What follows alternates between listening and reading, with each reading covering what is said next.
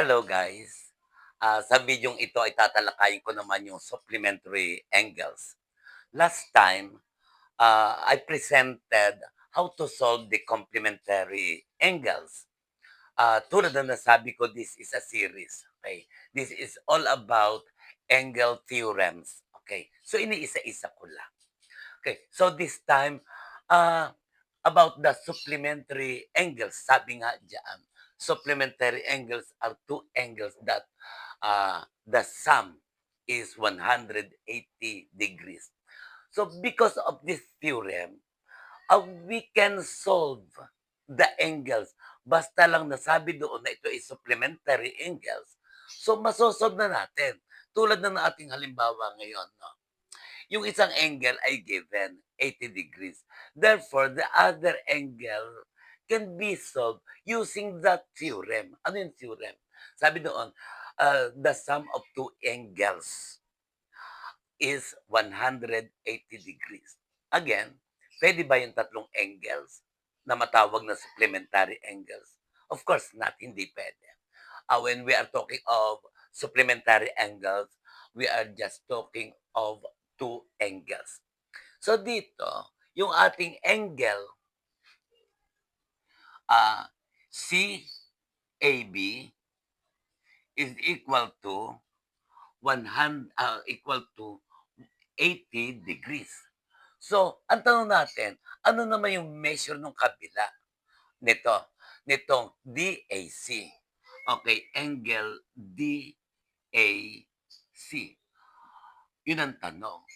So, by using the concept of supplementary angles, na sinasabi nga doon that the sum is 180 degrees, so, pagsasamahin lang natin itong dalawang ito and then the sum should be 180 degrees.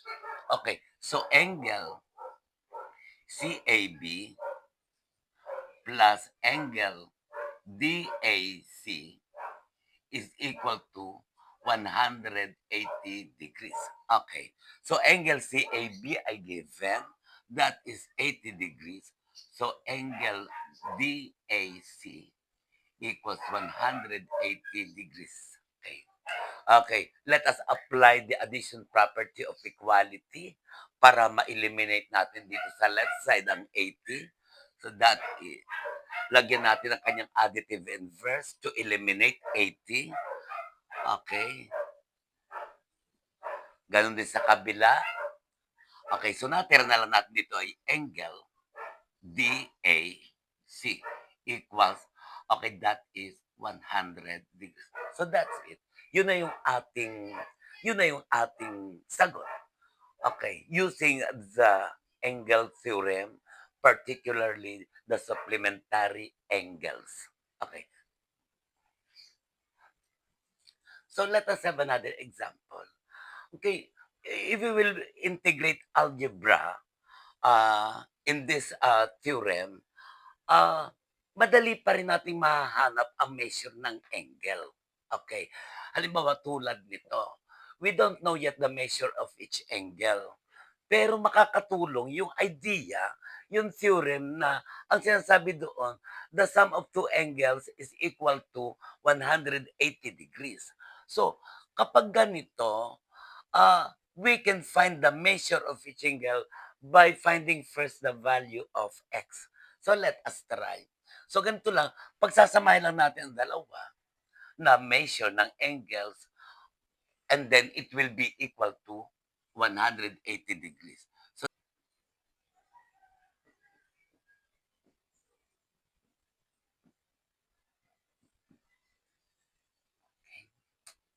pagsamahin natin yung dalawang measure. Okay. And then that is equal to 180. Okay. Because of the theorem. Okay. So that is 5x plus 15 equals 180 degrees. Tanggalin natin dito. Let us eliminate 15. Okay. By applying addition property of equality. So that is 5x equals, okay, 165. Okay. And then, Let us solve the value of x. Okay. Let us multiply both sides by 1/5, or simply divide it by 5 to cancel the coefficient of x. So that is x equals, okay, so 165 equals 33. Okay. So the value of x is 33.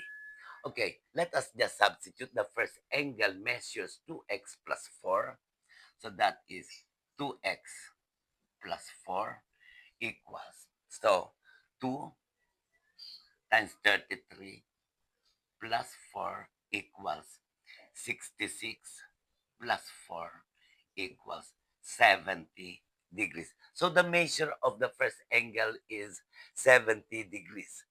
Okay, the other one is 3x plus 11 equals, so 3, let us substitute the value of x, that is 33 plus 11, so that is 99 plus 11 equals 110 degrees. Okay, so ayun. So, 110 plus 70 equals 180 degrees. So, ganun lang siya. So, andito, this sa pinipresenta kong video, ang pinakamahalaga nito ay yung concept. Halimbawa, katulad nito, dapat sa problem, kung integrated ang algebra, dapat nabanggit na ito ay supplementary angles. Okay, so that we can apply the theorem about supplementary angle. Ganun yon. So, bali, ang nagiging guide natin doon ay yung term na supplementary angle. So, thank you very much. Sana kung nagustuhan nyo na to, sana don't forget to subscribe and hit the notification bell so that you will be notified whenever I have new videos. So thank you again and God bless you all.